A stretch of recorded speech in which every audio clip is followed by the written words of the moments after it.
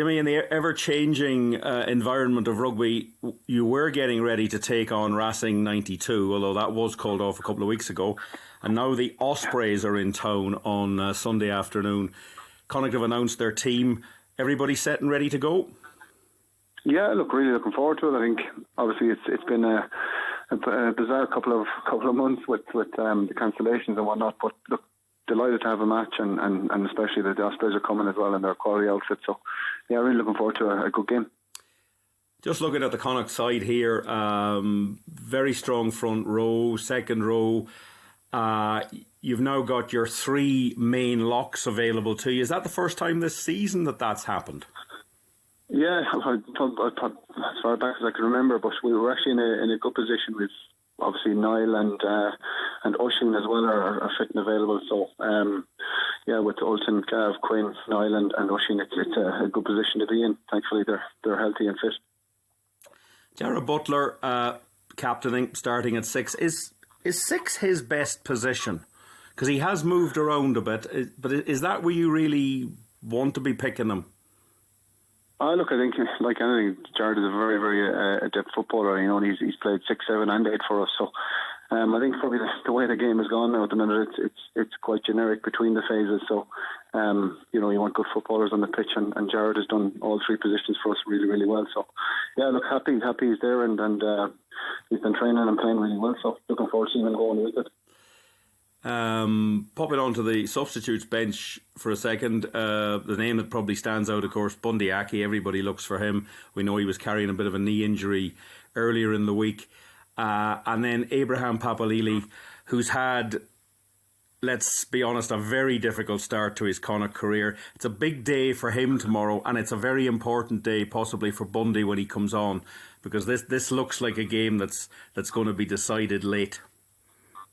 Yeah, look, I think they've a very strong side, obviously, with a lot of international players available before the Six Nations starting. So yeah, you look, it'll be nice to see a good quality game. And I think, like, obviously we've a strong bench as well. So the guys at the start will do the primary job, and the second crew from the bench then will hopefully add some momentum as well. So look, they're a very, very strong outfit, the Ospreys, and they've improved massively in the season in particular again, and you know, they've got some really quality operators and British Lions in that team. So look, we're going to have to be right on the money to get a result. Yeah, strong back row, Dan Lydiot, Tiprick there, Adam Beard in the second row. They are coming as fully loaded as they probably have been, and they have been getting a little bit better. So where do you think where's the key to this game for Connacht? I think, look, like anything, I think, you know, we will genuinely try and maximise what we're good at, and try and implement the game plan we feel will get us the best result. And obviously they'll try and do the same. But look, for us, it's genuinely focus on ourselves, and that's been the mantra this season. We just can't control what we can control, and try and adapt as quick as we possibly can to anything that's thrown at us. So I suppose initiate and not react is probably the big focus.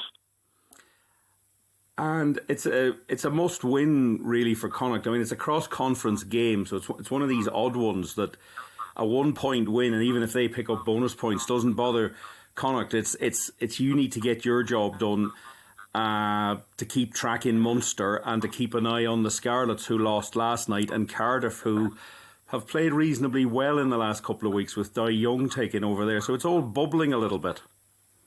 Yeah, look, I think, like, obviously we know that we've discussed it before, William, how challenging the season can be. I think you just have to live in the now, because look, you never know what's going to be around the corner. It's a really competitive competition on both pools, to be honest with you, and you just have to take every opportunity that comes your way. And look, we're firmly focused on implementing the game plan that we believe will get us a result. So that's the core focus for us tomorrow. When we previewed the game that didn't happen in November, Dennis Buckley was at the press conference for that game, and he talked about how strong the Ospreys are in the pack, and that's the way they've sort of set up this season. And they also kick the ball an enormous amount, so they play very much for position. Do you have to set up slightly differently for that in the defence mode, because they don't seem to play through the areas of the pitch? They just seem to want to move it into the final third very quickly off the boot. Yeah, look, I think it could also be probably time of the season as well. So we're fortunate today. It's actually really, really nice. And the forecast initially at the start of the week was poor, so you'd expect the game with quite a bit of kicking in it. But the forecast is looking nice again tomorrow. So fingers crossed that can stay the way. But yeah, look, I think like anything, I suppose they'll try and capitalise on their strengths, but they have been playing quite a lot of rugby and quite a lot of good rugby as well. So I think you can see from that team sheet that team that comes tomorrow, obviously they'll be strong up front, and they'll also be able to and want to move that ball. So kicking is a big part of the game now, and I suppose whoever can be most accurate and efficient with their kicking, gets a good return, which will be shown across all games. But look, I think fingers crossed. Weather's nice. Two really good teams, and really looking forward to a good game. One name missing from Connacht is Jack Carthy, which might come as a little bit of a surprise to people. Any particular reason why you've decided to rest him this weekend? No. Look, everybody's been going well. I think it is a.